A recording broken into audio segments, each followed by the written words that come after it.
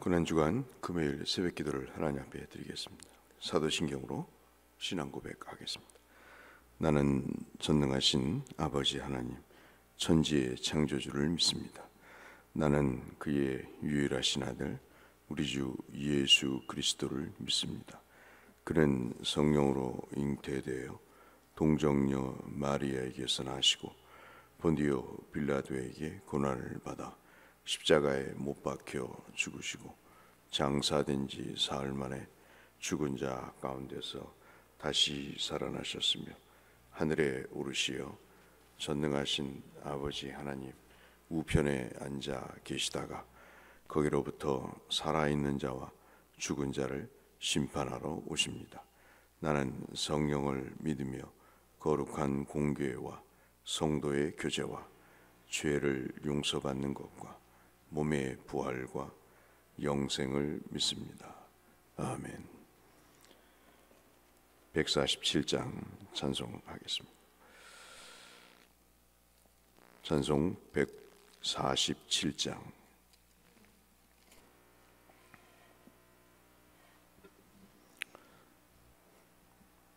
찬송가 147장. 거기 너 있었는가? 거기 너 있었는가? 그때에 주님 그 십자가에 달릴 때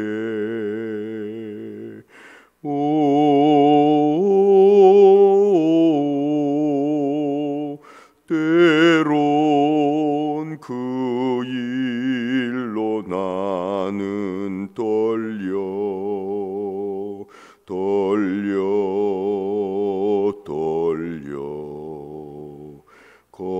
거기 너 있었는가? 그때에 거기 너 있었는가? 그때에 주님 그 나무 위에 달릴 때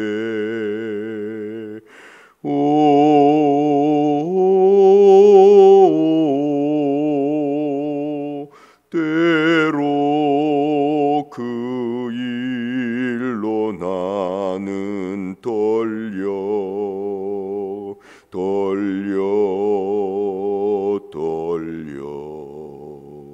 거기 너 있었는가? 그때에 거기 너 있었는가? 그때에 해가 그 밝은 빛을 잃을 때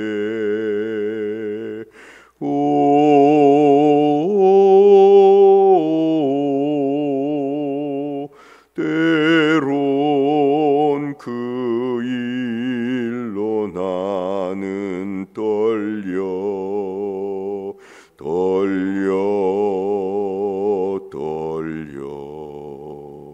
거기 너 있었는가?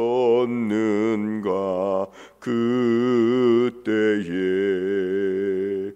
거기 너 있었는가? 그때에 주님 그 무덤 속에 누일 때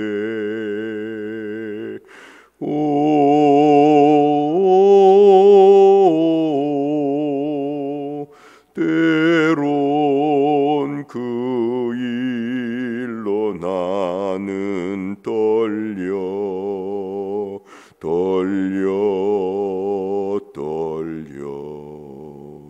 거기 너 있었는가? 그때에 거기 너 있었는가 그때에 주님 그 무덤에서 나올 때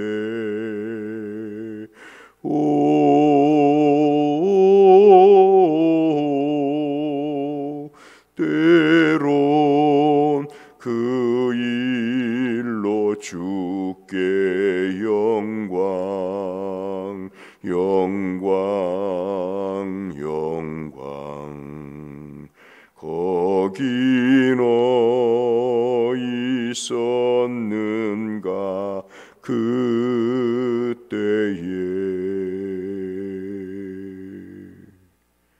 아멘. 오늘은 마가복음 15장 말씀을 마지막으로 보겠습니다. 마가복음 15장 33절에서 47절의 말씀입니다.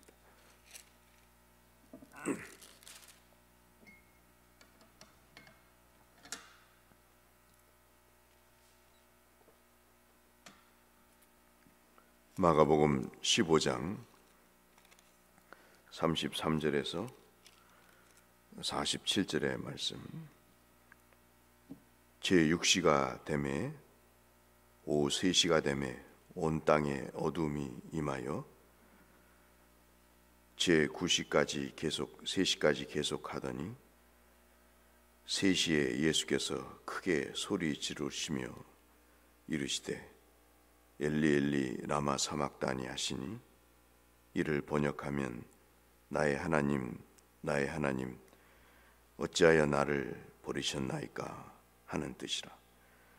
곁에 섰던 자 중 어떤 이들이 듣고 이르되 보라 엘리야를 부른다 하고 한 사람이 달려가서 해면에 신 포도주를 적시어 갈대에 꿰어 마시게 하고 이르되 가만 두어라 엘리야가 와서 그를 내려주나 보자 하더라. 예수께서 큰 소리를 지르시고 숨지시니라. 이에 성소 휘장이 위로부터 아래까지 찢어져 둘이 되니라.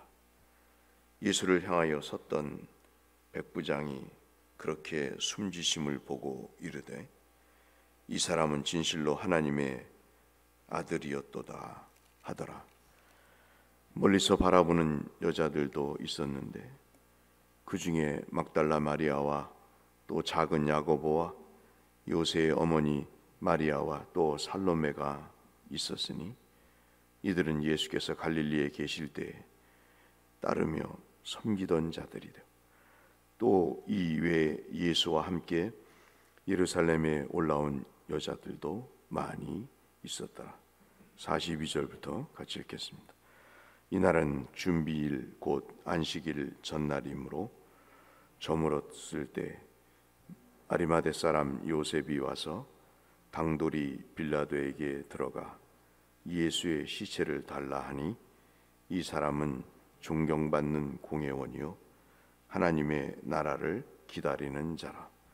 빌라도는 예수께서 벌써 죽었을까 하고 이상히 여겨 백부장을 불러 죽은 자가 오래냐 묻고 백부장에게 알아본 후에 요셉에게 시체를 내어주는지라.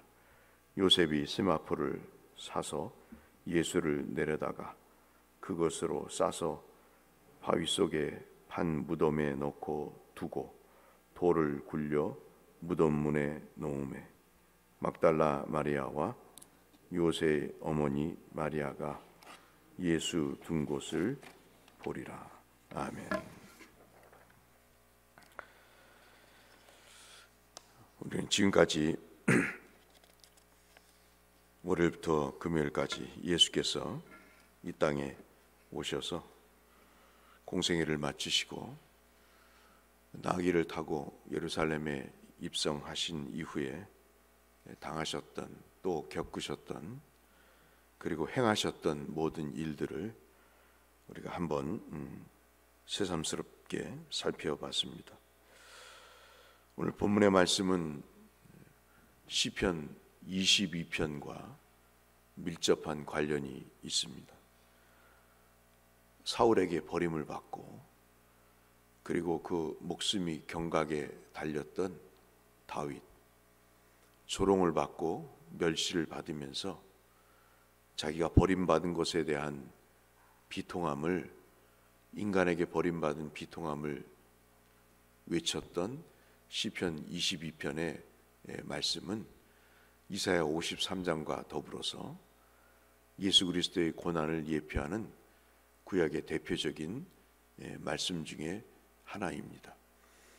그래서 다윗의 그 버림받은, 자신이 버림받은 사실에 대한 고통을 노래했지만 그것은 바로 지금 이 순간 우리가 읽었던 이 예수 그리스도의 버림받음을 예언하는 예언이 되어버렸고, 이사야 53장은 그 예수 그리스도의 고난이 얼마나 처참했는가, 상대적으로 예수는 얼마나 연약한 존재였는가, 왜 그가 고난을 받게 되었고 그 고난의 결과는 어떤 내용을 낳게 됐는가 하는 것들에 대한 말씀을 이사야가 말씀하심으로 오늘 우리가 읽은 이 마가복음 15장의 말씀과 더불어서 우리가 살펴야 될 중요한 내용으로 볼 수 있습니다. 9시에 십자가에 달리셔서 3시에 세상이 캄캄해지기 시작하고, 그리고 3시까지 정오에서 캄캄해지기 시작하고 3시에 그 캄캄함이 아주 짙게 된 이후에 우리가 아시는 대로 예수님이 이 소리를 지르시면서 하나님 하나님 어찌하여 나를 버리시니까 소리를 지르시면서 운명하신 사건이 오늘 본문의 주된 내용입니다. 왜 나를 버리십니까? 이것이 주님의 절박함이었죠. 그 절박함 속에는 제자들의 배신이 있었습니다. 그리고 도망이 있었습니다. 누구에게 버림받으신 적이 있으신지요? 참 세상이 야속하다 하는 그런 버림을 받은 때에 우리는 참 절망스럽습니다. 제자들의 이런 부인과 저주와 그리고 배신과 도망, 그리고 마태복음 27장에 읽어보시면 마태복음 27장 39절부터 유대인들이 가장 사람을 향해 업신여기는 그 행위가 머리를 흔드는 것입니다. 도저히 구제불능이다 라는 표현을 할 때 머리를 좌우로 흔들게 되는데, 그 머리를 흔들면서 마태복음 27장 39절부터 보시면 예수님을 조롱하고 욕하고, 사람이 지금 처참한 처형을 받고 있는데도 불구하고 죽여버리라고 하는 그런 욕을 하면서 예수님을 비난하는, 대중으로부터의 버림을 받는 그런 상황입니다. 그리고 더더욱 힘든 것은 그렇게 제물로 내어주었던 아버지 되시는 하나님이 아무런 말씀을 하지 않으시는 내용입니다. 위로도 어떤 조치도 없는 침묵하시는 하나님으로부터의 버림받음, 그것이 참으로 엄청난 고통이 아닐 수가 없죠. 더더욱 큰 고통은 그런 모든 것을 감내하실 수 있는 주 예수 그리스도께서 정말 우리를 포함해서 모든 인류의 죄를 그 연약한 한 몸으로, 온 몸으로 받으신다는 그 고통, 죄의 저주의 그 무게를 감당할 수 없는, 생명에서 사망으로 떨어지는, 아마도 인간이 정말 솔직하게 죽음 앞에서 생명에서 죽음으로 떨어지는 그 고통을 느낄 때 할 수 있는 말이 바로 이 왜 나를 버리시나이까. 사람이 참 용감한 것 같지만 무지한 것은, 이런 죽음을 알면, 생명에서 사망으로 떨어지는 것이 얼마나 고통스럽고 무서움인가를 안다면 예수를 믿죠. 그런데 예수를 믿지 않는 것이 용감한지 모르겠습니다만은, 생명에서 죽음으로 떨어지는 이 주님의 절규 속에서 얼마나 그 죽음의 고통이 우리에게 강한 힘을 발휘하는지 우리는 이 버려짐의 한 외침 속에서 느낄 수가 있는 것이죠. 이러한 상황 속에서 우리가 일물에 기록해 드렸듯이 몇 가지를 좀 살펴봅니다. 먼저 34절의 말씀이죠. 34절에 보시면 독생자를 버리시는 주님, 그리고 나를 구하시는 사랑이 느껴지는 대목이 34절입니다. 앞서 말씀드렸다시피 12시에 캄캄해진 세상이 주님의 죽음을 그렇게 비통해 하는 것이요. 그리고 죄로 인한 결과가 얼마나 흑암이고 어두움인가. 창세 전으로 돌아가는 그런 사람이 이해할 수 없는 세상 천지의 흑암이 몰려오게 됩니다. 그때 주께서 그 사망의 어두움 앞에서 나를 왜 그 죽음의 한 복판에 밀어넣으십니까? 그 절규를 하게 됩니다. 그래서 우리는 예수를 만나면 죽음에서, 이런 고통의 죽음에서 나를 건지신 예수님에 대해서 저절로 찬송이 나오지 않을 수가 없고, 주의를 지키지 말라고 해도 주의를 지킬 수밖에 없는 그런 감사와 기쁨이 그 마음에 가득하게 되고, 섬기지 말라고 해도 섬기는 하나님의 제대로 된 신앙이 우리 속에 생성되게 되는 것이죠. 당신의 독생자를 기꺼이 내어주십니다. 죽음의 구렁텅이에 밀어넣으십니다. 그리고 거기서 나를 건져내십니다. 이것이 34절에 엘리 엘리 라마 사막단이 외치는 그 외침에서 그 주님의 마음을 우리가 볼 수 있는 대목이라고 할 수 있겠습니다. 그리고 주께서 그 소리를 지르신 이후에 하나님이 그 역사를 이루어 가시는 장면입니다. 두 번째가 여러분 보시는 대로 37절부터 그리고 38절까지의 말씀입니다. 37절로 38절의 말씀에 주께서 그 죽으심을 당한 이후에 이상한 현상이 벌어지는 것을 우리가 확인할 수 있습니다. 지성소와 성소가 갈라지는 그런 장면이 연출이 되죠. 두 장소 사이에 휘장이 있었는데, 커튼 같은 것이 있었는데 그것이 찢겨져 나가므로 과거에는 대제사장만 들어갔던 그 지성소에 이제는 구분 없이 누구도 들어갈 수 있는, 그래서 하나님을 만날 수 있는 그 길을 열어놓으신 것이죠. 주님의 십자가의 찢기심이 바로 이제는 원수되었던 하나님과 인간의 관계를 회복하시는 그 장면입니다. 그래서 그 구원의 통로가 열렸음을 가시적으로 보여주는 말씀이고, 그 대표적인 예가 여러분 히브리서 10장 19절로 20절 그 적어드린 그 말씀 속에 주께서 말씀하시죠. 그 휘장은 주님의 육체고 그 휘장 가운데로 열어놓으신 새로운 길이 바로 구원임을 말씀하시면서 에베소 2장 14절에서는 주께서 화평을 이루셨다고, 원수된 둘을 하나로 만드셨다고, 그렇게 사도 바울의 입을 통해서 해석을 하고 계신 것이죠. 그래서 예수의 구원은 우리로 하여금 다툼과 분쟁과 분열이 아니라 화목으로 우리에게 가르치고 계시고, 그래서 사도 바울이 그렇게 교회 공동체에서 있어서는 안 되는 정상적인 상황이 바로 이 분열이 없어야 됨을 이야기하면서 하나됨을 외쳤던 것, 하나님도 예수 그리스도도 성령도 하나라고 하시는 말씀은 바로 이 말씀의 근거에서 하시는 말씀이라고 볼 수 있습니다.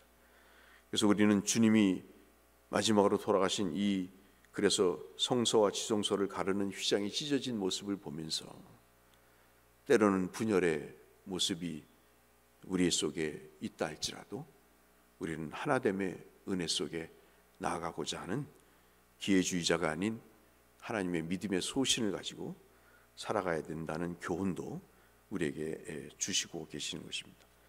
더더욱 중요한 것은 39절의 말씀이죠. 세 번째로 죽음의 현장에서 그 보혈이 꽃을 피게 됩니다. 아시다시피 골고다라고 하는 것은 해골이라는 뜻이라고 말씀드린 적이 있습니다. 아무런 생명이 없는 민둥산이죠. 바위산입니다. 그런데 그 십자가의 보혈이 그 바위산에 떨어져서 생명력이 자랄 수 없는 그곳에 생명이 자라게 됩니다. 그 생명이 자란 곳이 바로 증거가 바로 백부장이 그 절규하며 돌아가시는 예수 그리스도를 보고 이 사람은 진실로 하나님의 아들이시다.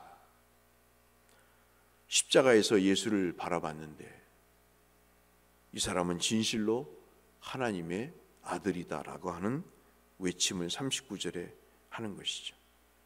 정말 기가 막힌 대조가 아니겠습니까?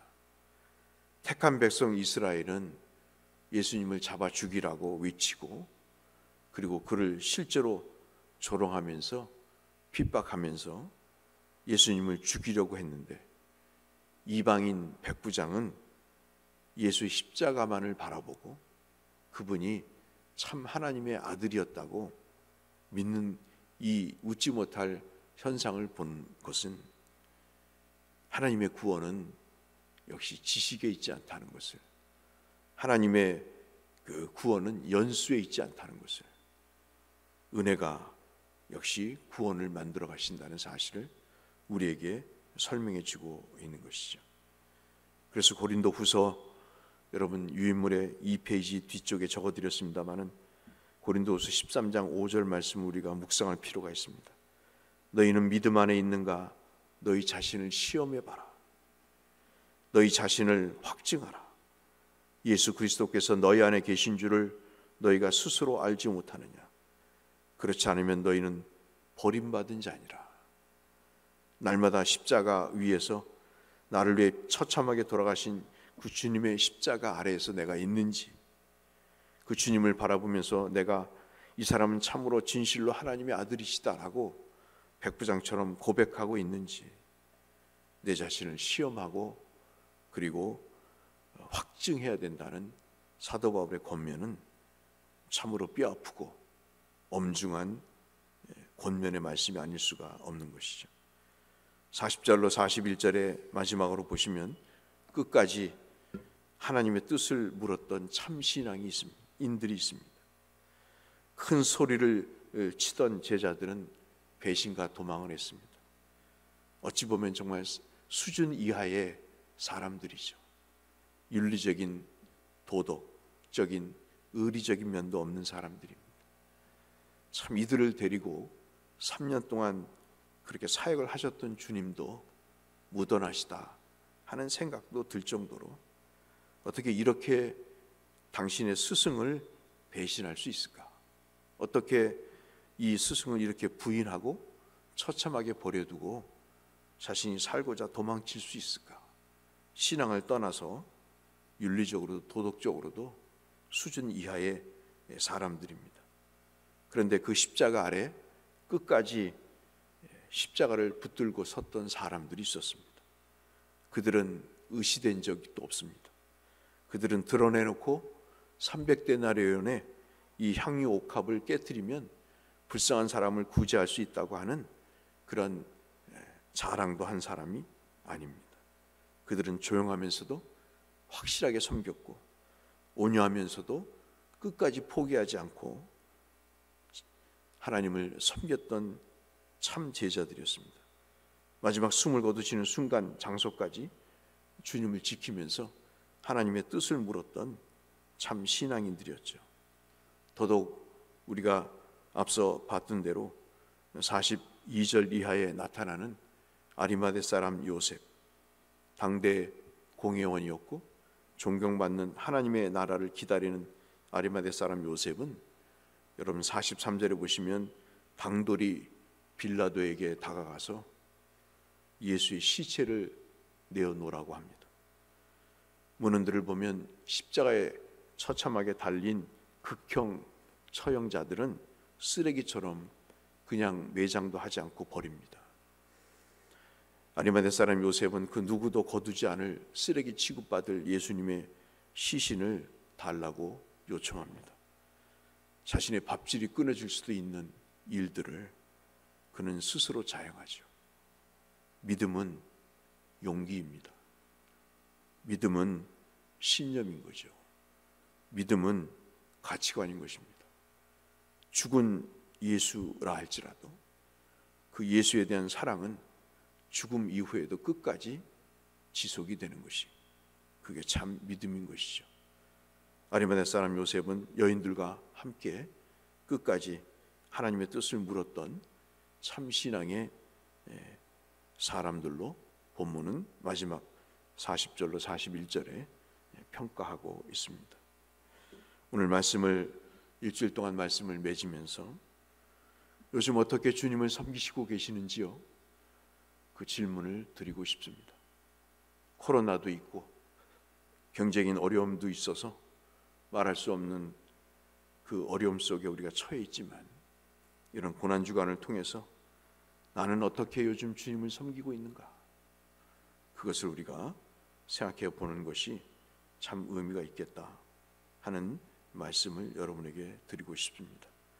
일주일 동안 주님의 행적들을 우리가 살펴보면서 그 속에서 담긴 하나님의 의미를 우리의 영혼 속에 간직하시고 우리의 영혼을 더 풍성하고도 신실하게 채워가시고 세워가시는 여러분과 저가 되어서 이 상고했던 말씀들이 우리의 길잡이가 되고 등불이 되고 빛이 되어서 구원의 길로 우리를 이끄시는 성령님의 역사와 능력이 되시기를 마지막으로 이 말씀을 빌어 주의 이름으로 축원합니다.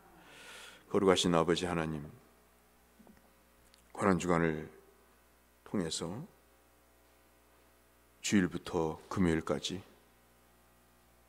주께서 무슨 일을 하셨는지를 살펴봤습니다. 잊혀지지 않게 하시고 생각나게 하시고 그 길을 따라가는, 그래서 십자가 아래까지 하나님의 아들임을 고백할 수 있는 우리 모두가 되게 하여 주옵소서. 예수님 이름으로 기도드렸습니다. 하늘에 계신 우리 아버지, 아버지의 이름을 거룩하게 하시며 아버지의 나라가 오게 하시며 아버지의 뜻이 하늘에서와 같이 땅에서도 이루어지게 하소서. 오늘 우리에게 일용할 양식을 주시고 우리가 우리에게 잘못한 사람을 용서하여 준 것 같이 우리 죄를 용서하여 주시고 우리를 시험에 빠지지 않게 하시고 악에서 구하소서. 나라와 권능과 영광이 영원히 아버지의 것입니다. 아멘. 함께 기도로 주 앞에 나가시겠습니다. 하나님 아버지, 감사합니다. 일주일 동안 우리를 지켜주시고 하나님의 말씀으로 우리를 이끌어 주심을 감사합니다. 말씀을 통해 저희들이 걸어가야 될 길도 보았고 우리의 어두운 뒤안길도 보았습니다. 하나님 아버지, 우리를 새롭게 하시고자 하시는 하나님의 은혜를 하나님 만지며 확인하며 주 앞으로 나가게 하심을 감사합니다. 기억나게 하시고 생각나게 하시고 그 방향으로 우리를 이끌어 주셔서 하나님의 거룩하신 역사 맛보게 하여 주시고 그로 인해 우리의 심령이 더 풍성해지고 채워지고 온전하게 세워지고 강건해지는 저희가 되게 하여 주옵소서.